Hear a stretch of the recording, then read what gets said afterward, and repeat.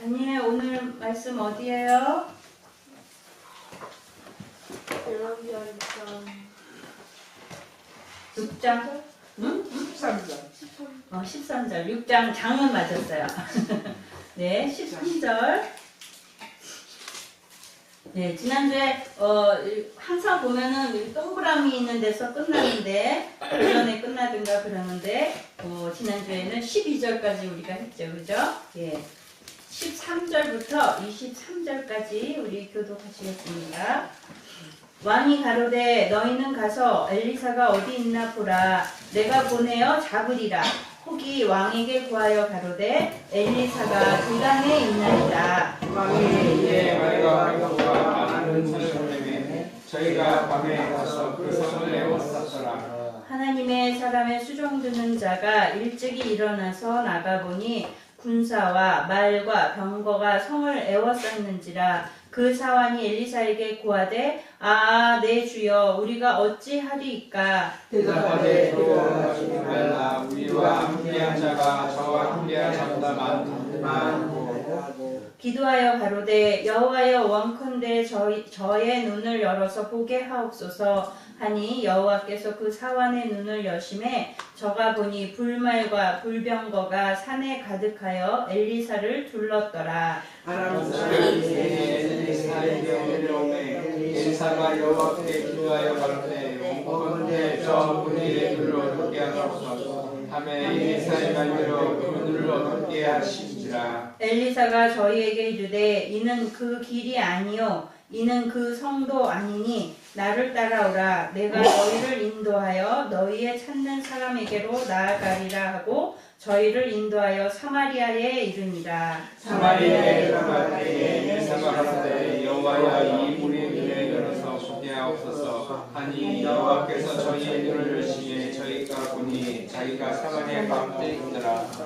이스라엘 왕이 저희를 보고 엘리사에게 이르되 내 아버지여 내가 치리이까 내가 치리이까. 대답하되 치지 마소서. 칼과 활도 사로잡은 자들이 어찌 치리이까. 떡과 물을 그 앞에 두어 먹고 마시게 하고 그 주인에게로 돌려 보내소서. 다같이 왕이 위하여 식물을 많이 베풀고 저희가 먹고 마시되 놓아보내니 저희가 그 주인에게로 돌아갑니다. 이로부터 아람 군대의 부대가 다시는 이스라엘 땅에 들어오지 못하리라. 아멘. 아멘. 우리 목사님 크게 아멘 하셨어요. 예, 우리 지난주에 아람 왕이 이스라엘 왕을 치려고 한 그러한 아주 밀당이 말하자면 누설이 돼서 자기가 계획했던 일들이 스파이로 인해서 모두 숲으로 돌아갔다고 생각했던 일들이 결국은 알고 보니 엘리사 하나님의 선지자로 인해서 이 모든 일들이 자기의 계획들이 숲으로 돌아가고 어그러졌다는 사실을 알게 되니까 지금 이제 그 이야기를 자기 부하로부터 듣고서 생각한 하나의 방법이 지금 13절에 나와요. 자기 나름 얼마나 이 이스라엘을 정복하기 위해서 애를 쓴 작전들인데 번번이 여러 번 실패하니까 얼마나 속이 상했겠어요. 그래서 그 원인이 되는 엘리사를 없애고자 지금 엘리사가 살고 있는 곳이 어디냐? 그러니까 도단이다. 그러니까 그럼 도단에 가서 그걸 에워싸고 엘리사를 잡아오자 하는 것이 지금 새로운 이 아람 왕의 계획인 거예요. 참 민첩하게 움직였고 또 새로운 계략을 나름 잘 짰구나라고 생각할 수도 있겠지만 자세히 가만히 생각해 보면 얼마나 아람 왕이 지금 어리석은 일을 하고 있는지 알 수가 있어요. 자, 자기가 아람 왕이 침실에서 은밀히 나눈 이야기도 엘리사가 다 아나이다 이런 보고를 받았으니. 자, 자기가 이 새롭게 엘리사를 잡으려고 하는 이 계획도 엘리사가 알겠어요? 모르겠어요? 당연히 알겠죠. 그러나 거기까지는 생각을 못한 거예요. 자기는 지혜롭고 아주 스마트한 계략을 다시금 내가 그 엘리사가 그래 엘리사가 내 일을 방해했단 말이지 그거를 내가 뒤집을 거야 그 사람을 잡아오면 되지 뭐 이렇게 생각했지만 그게 어리석은 거죠. 그럼 내가 아람 왕이 새롭게 엘리사를 잡으려고 한 계획까지도 엘리사는 이미 알 거 아니에요. 이 미련한 어리석은 이 아람 왕은 미처 그거는 생각지 못하고 지금 어떻게든 나의 계획을 지금 어떤 계획이에요? 이스라엘을 정복하려는 그러한 침략하려는 그런 계획을 반드시 실행해야 된다라는 그런 분노나 이런 아주 격정적인 감정에 휩싸여 갖고 더 이상의 분별을 못하고 있는 것 같아요.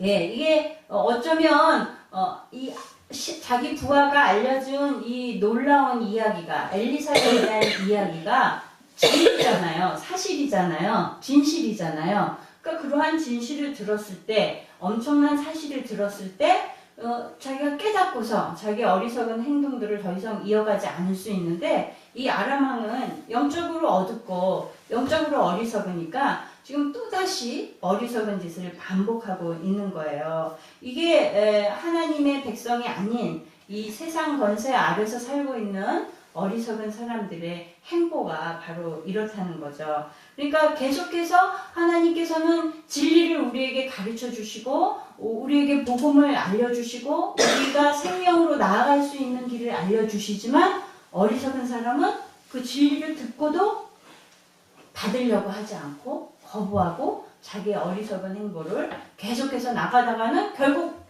도달하는 거는 뭐겠어요? 사망이죠. 그죠? 도탄이고 어려움이고 궁핍함에 빠지게 되는 건데 지금 얕은 자기의 어리석은 지혜와 모든 방법을 다 동원해서 또다시 이런 어려운 일을 만들고 있는 걸 볼 수가 있습니다. 이 출애굽 당시에 바로 왕도 애굽의 왕 바로도 자기가 이제 어쩔 수 없어서 10가지 재앙을 당하니까 그 고통 중에 어쩔 수 없이 이스라엘 백성들을 보내준 거잖아요. 보내고 나니 신하들이 이제 다들 막 의견이 분분한 거죠. 아니 그 많은 인력을 다 보내면 어떻게 이제 앞으로 이 일들을 하게 하실 겁니까? 너무 아깝습니다. 그런 얘기들을 들으니까 또 분별력을 또 잃는 거죠. 그래가지고 어떻게 했어요? 다시금 이스라엘 백성들을 쫓아갔잖아요. 이스라엘 백성들을 자기 군대를 다 끌고 이스라엘 백성들을 뒤쫓아갔단 말이야. 이전에 일어났던 모든 일들은 또 싹 까먹고서 그 결과 어떻게 됐어요? 홍해에 다 수정돼 버렸죠. 예. 결국 군대를 잃게 되는 자기의 모든 군대를 잃게 되는 그러한 결과를 낳고 말았습니다. 우리 고린도전서 1장 20절 21절 찾아봅시다.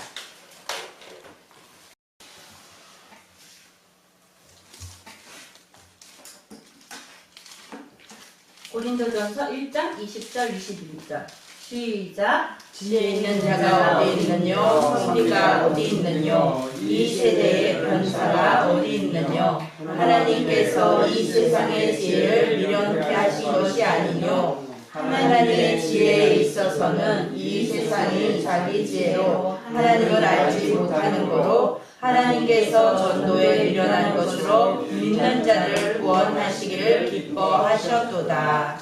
아멘. 아멘. 아무리 진리를 가르쳐줘도 이 세상의 만물을 통해서 또 말씀을 통해서 가르쳐 주셔도 깨달으려고 하지 않고 믿으려고 하지 않고 그 말씀을 받으려고 하지 않으니까 이런 하나님께서 우리 먼저 된 자들로 전도를 통해서 그들을 강건하게 하시고 이제 인도하신다는 그런 말씀이죠. 예, 이렇게 어리석은 세상 지혜가 전부라 믿고 그것이 아주 우월한 것이라 믿고 이렇게 자기의 지혜와 꾀로 여러 가지 일을 도모하지만 결국은 만약에 우리가 읽어서 지금 알지만 이 아람의 군대를 엘리사가 호의로 잘 대접해서 보내지 않았다면 어떻게 됐을까요? 이스라엘 왕의 그 원하는 대로 내비로 뒀다면 아람 군대는 다 전멸했겠죠, 그죠? 네, 다 죽게 되었을 일이 지금 이 어리석은 한 왕으로 인해서 벌어지게 된 거예요. 예, 어쨌든 지금 이 엘리사를 잡으러 아람 군대가 도단성으로 달려갔어요. 그래서 새벽녘에 이제 아침에 일어나서 엘리사의 사환이 밖을 내다봤더니 자기들이 살고 있는 성 주변을 아람 군대가 빽빽히 둘러싸고 있는 것을 발견한 거죠. 그러니 인간적인 생각이 얼마나 두려웠겠어요. 이제 우리는 죽었구나. 아람 군대가 우리를 에워싸고 있구나. 그래가지고 아주 절망하는 그런 모습이 나오죠. 15절에.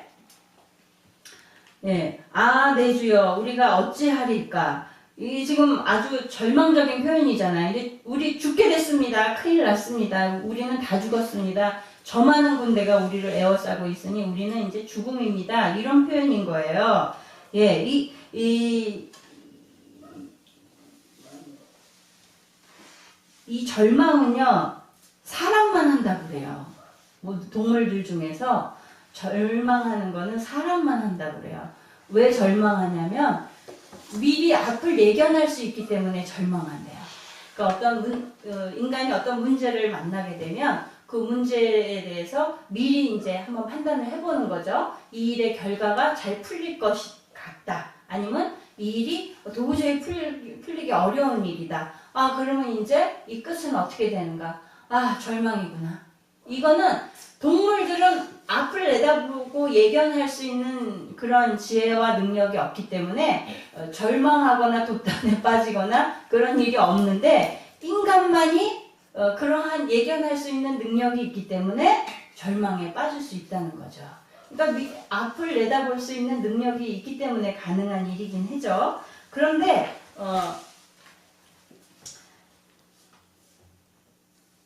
짐승과 사람이 이러한 능력에 있어서 차이점이 있듯이 세상의 안목을 가지고 세상적인 판단을 가지고 살아가는 세상 사람들하고 하나님의 백성들하고는 뭔가 차이점이 있어야 되겠죠. 그러면 어떤 문제를 당면했을 때 그 문제를 보고 바라보는 시각이나 그 문제를 해결해 나가는 과정이나 차이점이 당연히 다르겠죠. 뭔가 해결해 나가는 방법들이 다르겠죠. 세상 사람들의 방법과 하나님을 믿는 사람들의 방법, 차이가 뭘까요? 있다면 어떤 차이가 있을까요? 믿는 사람들은 하나님께 간구하고 기도해. 그렇죠. 예, 그게 바로 믿음이죠. 예, 믿음을 가진 하나님의 백성들은 하나님께서 이러한 어려움을 주실 때에 이 주신 이유가 있을 것이다 라는 믿음이 있을 것이고, 또 이것을 통해서 하나님이 우리를 더 강하게 하실 것이다. 또 무언가를 하나님의 뜻이 섭리가 있을 것이다 라는 그런 믿음이 있는 거죠. 세상 말로 하면 신뢰라고도 할 수 있고, 이러한 믿음의 차이가 세상 사람과 우리 믿음을 가진 하나님의 백성들하고 차이가 있는 거예요. 고린도후서 5장 7절에 바울이 이렇게 말했어요. 우리가 믿음으로 행하고 보는 것으로 하지 아니함이로라. 믿음은 바라는 것들의 실상이요 보지 못하는 것들의 증거니 선진들이 이로써 증거를 얻어내었다. 그러니까 아무리 사람이 자기 눈에 낙심될 만한 일이 자기 눈앞에 펼쳐져 있다고 해도 믿음의 눈으로 보면, 영적인 안목으로 보면 우리한테 유익을 주시는 하나님의 섭리를 알게 되는 거죠. 자, 애국 군대가 지금 총출동해서 지금 탈출한 이스라엘 백성들 앞에 다가왔어요. 가까이 막 두구두구두구 달려와요. 저기서 먼지를 일으키면서 애국 군대는 오고 있는데 이스라엘 백성들이 맞닥뜨린 현장은 어디냐면 홍해 앞인 거예요. 홍해 앞에 맞닥뜨렸을 때 이스라엘 백성들이 어땠겠어요? 굉장한 절망에 막 아우성을 쳤죠. 우리는 이제 다 죽었다. 응? 차라리 애국에 있었으면 죽지는 않았는데 괜히 나와갖고 여기서 죽게 됐다라는 그런 한식도 나오고 절망에 빠졌지만, 그러나 이게 절망이고 어려운 일이었지만 이 일을 통해서 어떤 역사가 일어나게 됐냐면 가나안 땅에, 앞으로 이스라엘 백성들이 정복하고 싸워야 할 가나안 땅에 큰 두려움을 주게 되는 사건이 되는 거예요. 이스라엘이라는 사람들이, 이스라엘이라는 어떤 족속이 그 당시에는 가장 막강한 그러한 세력 세력이었죠. 남쪽으로는.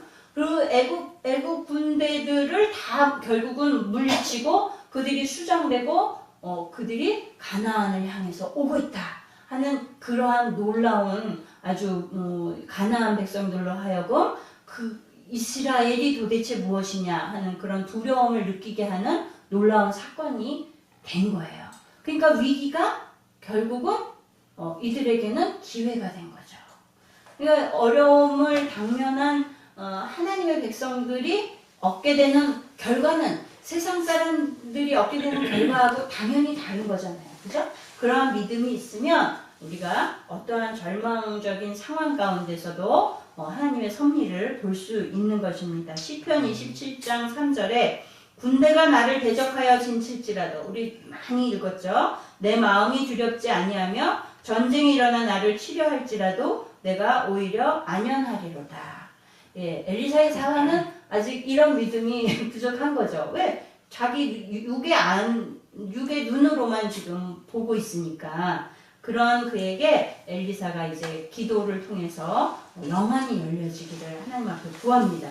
그러니까 눈이 밝아져서 보니까 무엇이 보여요?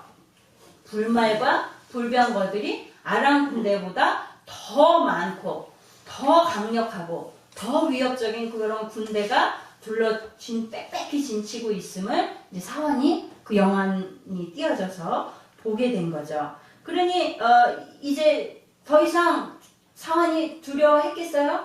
이제 안 했겠죠. 이제 담대해지고 이 모든 절망을 이 사환이 그 순간에 다 떨쳐버리고 믿음으로 설 수 있는 그런 상황이 된 거예요. 우리는 이렇게 이거는 과거의 성경 속에서 일어난 엘리사에게 보내주신 불말과 불병거라고 생각할 수도 있지만 지금도 하나님의 백성들을 하나님이 이렇게 불말과 불병거로 또 하나님의 천사들로 우리 믿는 사람들을 보호하고 계신다는 것을 우리가 믿어야 되겠습니다. 그래서 어떤 상황 속에서도 절망적인 그런 환경 속에서도 하나님이 나를 지키고 계시고 나를 보호하고 계시고 이 환난에서 나를 끌어내 주실 거라는 그런 믿음을 항상 가지고 있어야 되겠어요. 예, 로마서 8장 35절부터 37절 읽어봅시다.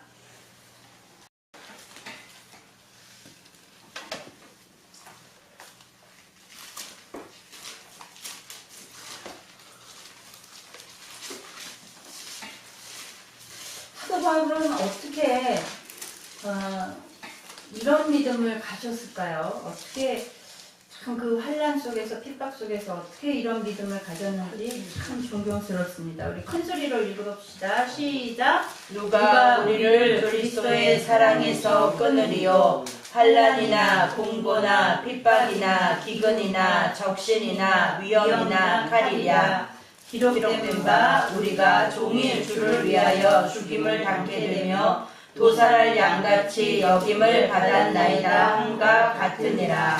그러나 이 모든 일에 우리를 사랑하시는 이로 말미암아 우리가 넉넉히 이기느니라. 아멘. 아멘. 예, 우리의 당한 어려움들 하나님께서 이기게 하실 것을, 그리고 우리가 이 육신의 해를 받는다 할지라도 하나님께서 우리를 살리시고 마침내는 큰 하늘의 상급을 허락하시는 하나님이신 것을 믿으면 뭐 어떤 상황이라도 우리가 두렵지 않겠죠. 예, 지금 이제 엘리사가 다시 한번 기도하니까 이 진치고 있던 아람 군대가 어떻게 됐어요? 눈이 어두워졌다 그랬죠. 예, 엘리사를 잡으러 이 도단성을 둘러쌌는데 눈이 어두워지니까 뭘 할 수 있겠어요, 없겠어요? 없잖아요, 그죠? 우리가 어디 한 군데가 불편하면 나머지 성한 부분으로 다른 일들을 대신해서 수행할 수 있겠지만 눈이 안 보이면 누군가의 도움을 받지 않으면 아무것도 할 수가 없잖아요. 지금 그런 지경에 지금 이 아람 군대가 빠진 거예요. 지금 아주 그래서 엘리사가 이들을 설득하죠. 뭐라 그래요? 19절 저에게 이르되 이는 그 길이 아니요 이는 그 성도 아니니 나를 따라오라. 내가 너희를 인도하여 너희의 찾는 사람에게로 나아가리라 하고 저희를 인도하여 사마리아에 이르니라. 이 도단성에서 사마리아까지는 한 19km 정도 된다고 그래요. 그러면 한 어디 정도 될까요? 백석이 한 16km 정도 되니까 거기서 더 가면 저기 킨덱스 정도 될까요? 킨덱스? 하여튼 그렇게 가까운 거리는 아니에요. 그죠? 도보로 가는 거리로는. 그런데 이 사람들이 지금 멀쩡히 눈을 뜬 상태에서 또 아니면은 지금 눈이 어두워졌다 그랬죠. 장님이 된 상태에서 19km 되는 거리를 그 많은 군대를 끌고 갔다? 왜 조금 이상하죠? 뭐 술에 태워갔나? 이렇게 상상할 수 있는데 근데 요거를 이제 이 눈이 어두워졌다라는 이 표현을 히브리어 원어로 보면은 의미가 조금 다른 의미가 또 있어요. 그 의미는 뭐냐면 소경이 됐다는 의미로도 많이 해석을 하는데 소경이 됐다는 것보다는 정신을 현혹시켜서 혼란하게 만든다는 그런 의미가 있다고 해요. 그러니까 이 장님이 되는 의미보다도 이 막 어지럽고 혼란스럽고 막 그래가지고 아무것도 분별할 수 없는 정신 나간 것 같은 그런 상태를 의미한다고 그래요. 그러니까 멀쩡히 눈을 뜨고 눈으로 장님이 아닌 눈으로서 보기는 보는데 너무 혼란스럽고 정신이 혼미해져가지고 제대로 분별할 수 있는 상황이 아닌 상황인 거예요. 이 많은 군대가. 그래서 엘리사가 그들에게 너희가 찾는 사람이 여기 없고 다른 곳에 있다. 너희가 찾는 성이 여기가 아니다라고 말하고 그들을 끌고 사마리아 성으로 간 거예요. 사마리아 성은 어디예요? 북이스라엘의 수도죠. 왕이 있는 곳이에요. 적진의 한 가운데를 지금 아람 군대를 끌고 엘리사가 간 거예요. 자, 이 분별하지 못하는 이 아람 군대에겐 얼마나 황당한 사건이에요. 두 눈 멀쩡히 뜨고서 지금 적진 한가운데로 끌려서 간 거잖아요. 그게 이제 엘리사가 이제 또 기도를 합니다. 예, 기도를 하니까 이제 그들의 눈이 열려져서 보니 어디에 있어요? 적진 한가운데 사마리아 성 속에 있으니 얼마나 두렵고 떨었겠어요. 아람 군대가. 지금 우리 스가랴서 2장 8절 한번 볼까요? 스가랴서가 어디냐면 구약 끝부분에 있어요. 스가랴서, 학개 스가랴 말라기 바로 직전이네요. 스가랴서 2장 8절.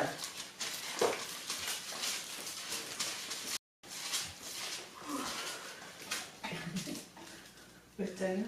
2장 8절.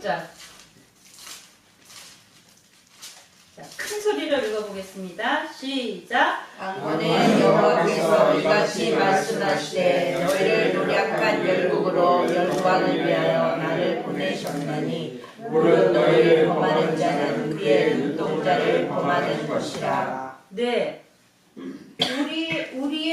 우리를 해하려고 범하는 자는 누구의? 하나님, 여호와 하나님의 눈동자를 범하는 거래요. 건드리는 거래요. 자, 감히 누가 전능하신 하나님, 창조주 하나님의 눈동자를 건드릴 수 있겠어요? 이건 불가능한 일이죠. 그러니까 하나님의 백성들을 건드리면 죽음에 이른다. 하나님의 눈동자를 건드리는 것 같은 그런 결과를 가져오는 것이다라는 것을 말하고 있는 거예요. 지금 아람 군대가 이와 같은 상황에 빠진 거죠. 예. 뭐 여러 가지 간증들이 많이 있는데 어떤 시골교회 목사님의 간증을 하나 얘기해 드릴게요. 이 시골교회니까 우리는 반 도시 반 시골이잖아요. 그런데 아주 시골 깡촌이었던 것 같아요. 그게 뭐 시골에 뭐 젊은 사람들도 없고 노인분들이 대부분 많고 그리고 더군다나 새벽 예배 같은 경우에는 젊은 사람들은 많이 못 나오고 직장 가거나 뭐 그러면 못 나오고 이 노인분들이 주로 참석을 하시고 대부분 그러잖아요. 그런데 이 노인분들이라 이제 시간이 어떤 분들은 예배 시간보다 더 일찍 와서 예배를 드리고 기다리고 또 어떤 분들은 또 예배가 다 끝난 다음에 오고 이게 이제 시골이니까 그런 상황이 벌어졌던 것 같아요. 그러니까 아마도 조금 지금 요즘 이런 스마트한 시대는 아니고 조금 이전 시대에 한 20, 30년 전에 그때의 이야기인 것 같아요. 그런데 그러다 보니까 어떤 성도분 한 분이 이상한 얘기를 퍼뜨리고 다닌 거예요. 우리 교회 목사님은 새벽 예배도 안 드린다. 이러고 알고 보니까 이 성도님은 맨날 예배가 끝난 다음에 교회에 오셨던 분인 거예요. 예배 시간이 다 끝난 다음에 교회에 와서 보니 불 꺼져 있고 목사님도 없고 아무도 없는 거죠. 그러니까 우리 교회 목사님은 새벽 예배도 안 드리고 이러면서 이제 사람들한테 막 흉을 보고 다닌 거예요. 그런데 그러고 나서 얼마 있다가 또 이제 늦게 간 거죠. 갔더니 또 없어요. 그러니까 그냥 혼자서 투덜투덜하면서 목사님 흉을 보면서 혼자서 욕을 하면서 그리고 이제 집으로 돌아갔대요. 분명히 새벽 예배 드리러 왔으니까 이른 아침이잖아요. 이른 아침에 교회에서 나왔는데 이리로 가니 밭으로 들어가고 또 이리로 가니 산으로 가고 하루 종일 이상하게 막 그냥 헤매고 돌아다녔대요. 그래서 너무너무 기진맥진해가지고 그냥 쓰러져서 기절을 해버렸대요. 눈을 뜨니까 아침이더래요. 환한 해가 뜨는 아침인데 보니까 자기가 아주 산 중턱에 가서 누워있더라는 거예요. 그래서 그때에 크게 깨닫고서 그 다음부터는 목사님을 비방하거나 성도들을 비방하는 소리를 안 하고 입을 닫고 변화되었다는 그런 간증을 어떤 시골교회 목사님이 하는 걸 들었습니다. 예, 간증입니다만은 이렇게 하나님의 사람들, 하나님의 백성들을 해방하거나 그들을 욕보이거나 범하려고 하는 그런 악한 시도들을 하면 이런 일도 일어날 수 있다는 거죠. 가깝게는 우리도 겪었잖아요. 그죠? 우리 내유동 교회의 이 토지 문제로 인해서 여러 가지 굉장히 어려운 시간이 있었는데요. 그때도 분명히 우리 교회에 이거를 팔았는데 이 문제를 해결이 안 되니까 이웃끼리 이 교회를 어떻게 넘겨버리려고 했던 사람들이 다 죽어버렸죠. 그 소리를 듣고 막 당사자들 가족들은 막 소름이 돋는다고 그렇게 표현을 하더라고요. 더 그분들이 좀 지혜롭다면 하나님이 살아계시구나 하고 깨달으면 얼마나 좋겠어요. 그죠? 하나님의 교회를 해방하면 이런 일이 있구나 하고 깨달으면 참 좋을 텐데 그거는 못 깨닫더라고요. 그러나 뭔가가 있다. 교회를 해방하면 별로 재수가 안 좋구나 라는 정도로만 생각을 하는 것 같아요. 예, 이렇게 하나님의 백성들 교회를 이유 없이 해방하면 이렇게 혼란에 빠지게 된다는 걸 지금 오늘 아람 군대의 이 혼란스러운 모습, 눈이 어두워진 광경을 통해서 가르쳐 주시는 줄 믿습니다. 우리가 지난주에 제가 그 로댕에 생각하는 사람이 어디에 걸려 있는 거라고 그랬죠? 원래 어디에 들어 있는 거라고? 예, 지옥의 문이라는 작품이 원래 원 작품인데 그 일부분이 생각하는 사람인 거예요. 그 부분 여러 부분에 많은 여러 가지 작품들이 들어 있는데 이 로댕이 이 지옥의 문을 작품으로 만들 때에 1년 이상을 굉장히 고심하면서 묵상한, 말하자면 묵상했다고 그럴까요? 심취하면서 읽었던 책이 있어요. 바로 단테의 신곡 중에 지옥인데요. 이 책을 읽으면서 이 지옥의 문을 어떻게 작품화해야 할지, 그러니까 그 모태가 된 것이 바로 단테의 신곡인 거죠. 근데 단테의 신곡에 나오는 지옥편에 거기에 지옥 문 앞에 가면 이런 글이 쓰여 있다라고 써 있는데요. 이제부터 모든 희망을 버려라. 이런 문구가 지옥의 문 앞에 쓰여져 있다고 그럽니다. 이건 그냥 이야기인 거죠. 이야기. 단테가 지은 이야기. 예. 지옥의 문에 왜 모든 희망을 버려라 그럴까요?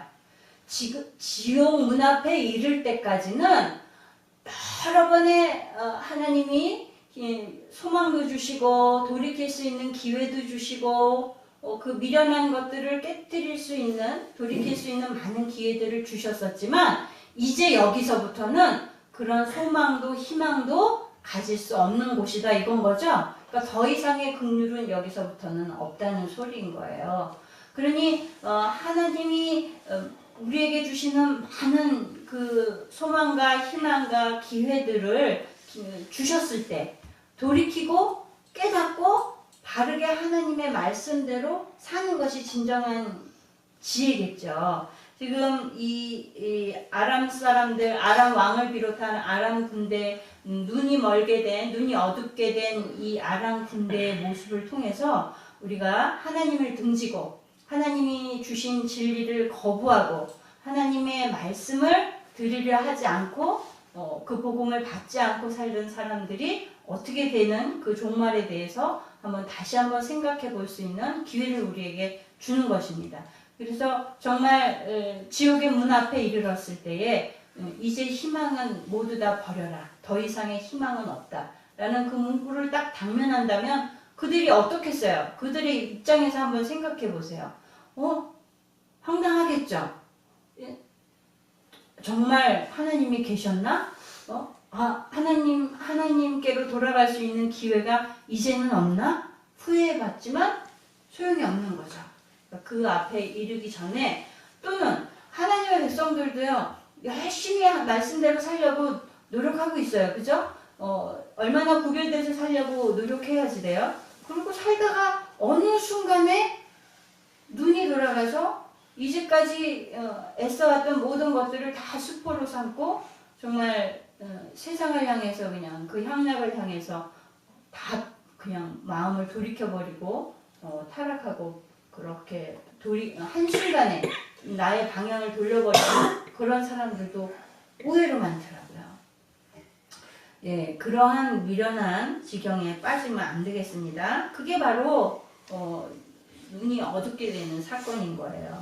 예, 자기가 사망의 길로 가고 있다라고 깨닫고 돌이켜서 하나님께로 그 생명의 길로 돌이킬 수 있어야 되겠습니다. 그러려면 아까 우리가 읽은 말씀과 같이 미련한 전도의 방법으로 우리로 하여금 그들에게 이 복음을 전할 수 있는 기회를 주라고 하셨잖아요. 그럼 우리가 정말 주변에 있는 많은 사람들에게 정말 때를 얻든지 못 얻든지 상황이 되든지 안 되든지 이 복음을 전하기 위해서 정말 노력해야 되겠다. 다시 한번 제가 오늘 더 깊이 회개하고 또 다시 한번 다짐을 하는 시간을 저도 가졌는데요.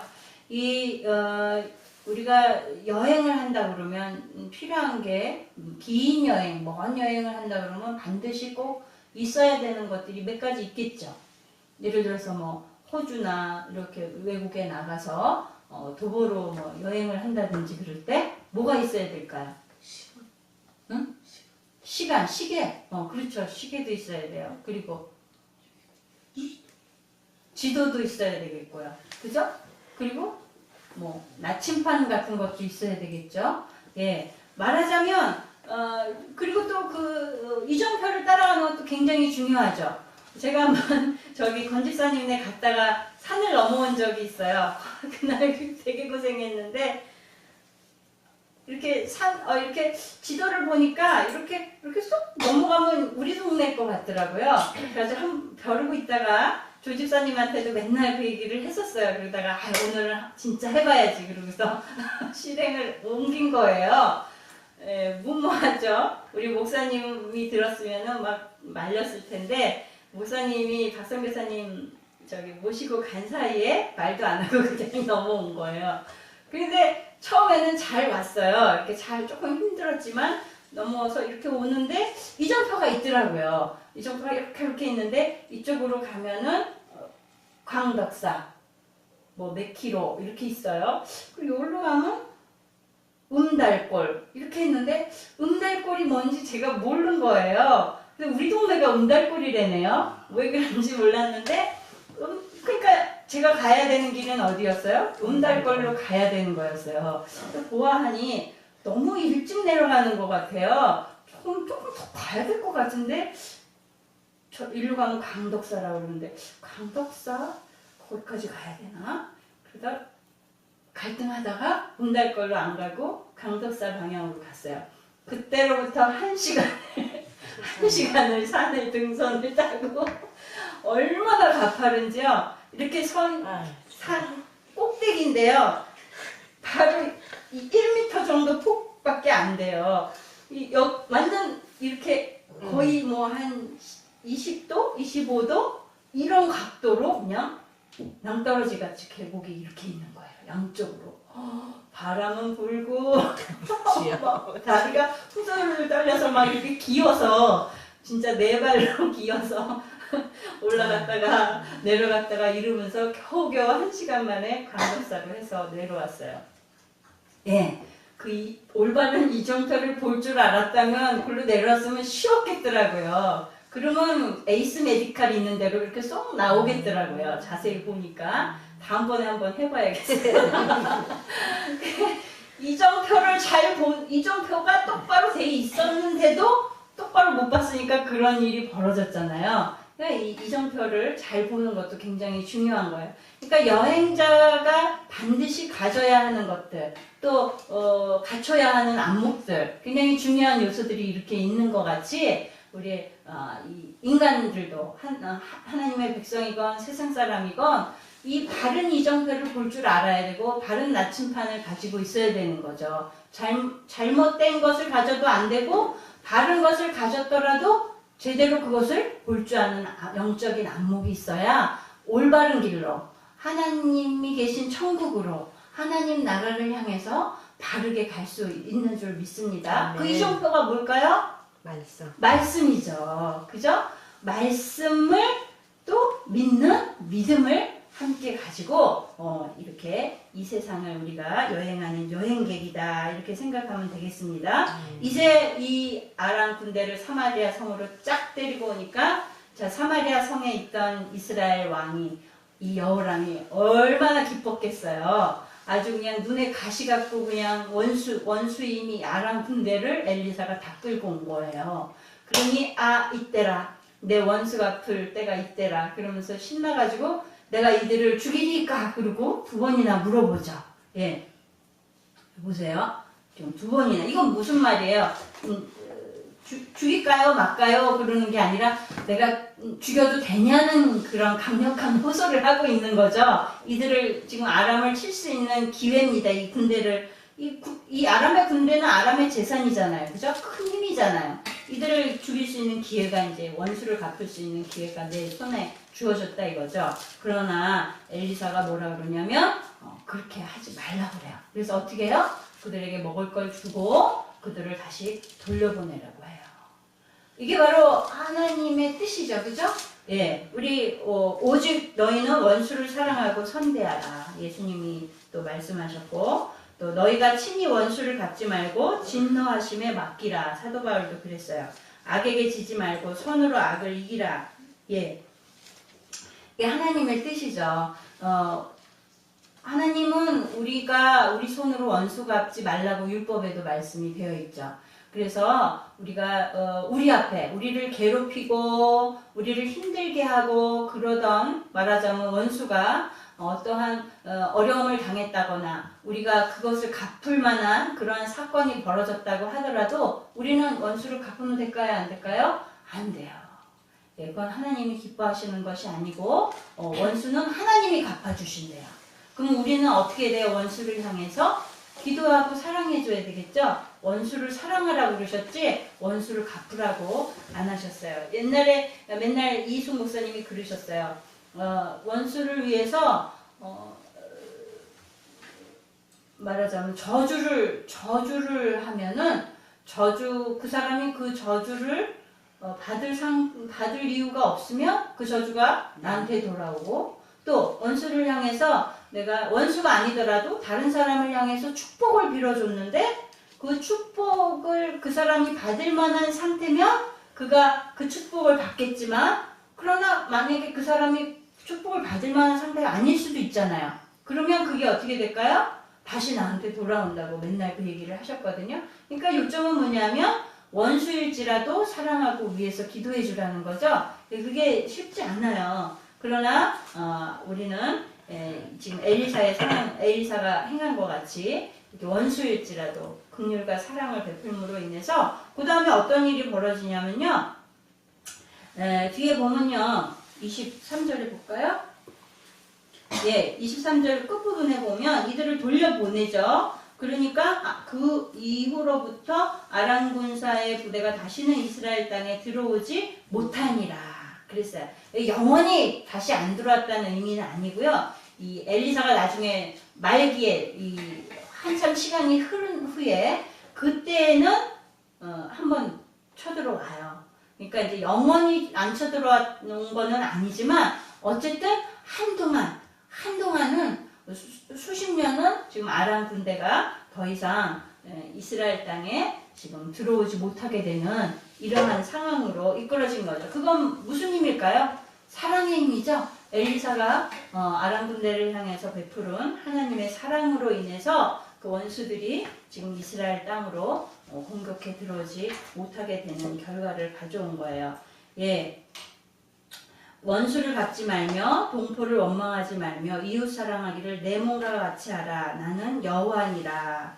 예, 레위기의 19장 18절에 분명히 말씀하고 있습니다. 그래서 사랑이 바로 어떤 악도 녹이는 용광로다 이렇게 표현하는 분도 있더라고요. 그러니까 강팍한 마음을 뚫는 무기가 어떤 강력한 무슨 언사나 이런 것이 아니라 사랑이라는 거예요. 그래서 정말 변화되지 않던 술주정뱅이도 어느 순간 깨닫고서 내가 사랑해야 되겠다라고 어떤 집사님이 자기 남편이 술주정뱅인데 너무너무 괴롭히고 변화되지 않아서 절망하다가 어느 순간 깨달은 거예요. 내가 이렇게 고뇌하고 절망하고 미워하고 있을 게 아니라 사랑하라고 그러셨으니까 이 왼수를 사랑해봐야 되겠다. 그러면서 마음을 바꿔서 정말 전심으로 사랑하려고 노력을 했대요.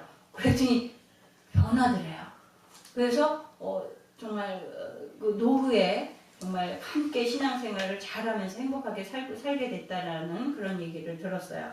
예, 우리 이웃 중에 또는 우리 가족 중에 아직도 나를 괴롭히는 원수 같은 사람이 혹시 여러분 가운데 있습니까? 그러면 아직 하나님께서 내게 변화될 것이 있다고 여기셔서 그 원수를 눈앞에 두신 줄 믿습니다. 예, 그래서 나를 한번 돌아보고 내가 하나님의 사랑이 부족한 건 아닌지 또 아니면 다른 어떤 무엇이 내게 변화되어야 될 것이 있는지 한번 살펴볼 수 있는 그러한 시간들을 가져보기를 원합니다. 네, 말씀을 마치겠습니다. 기도하겠습니다. 하나님 아버지,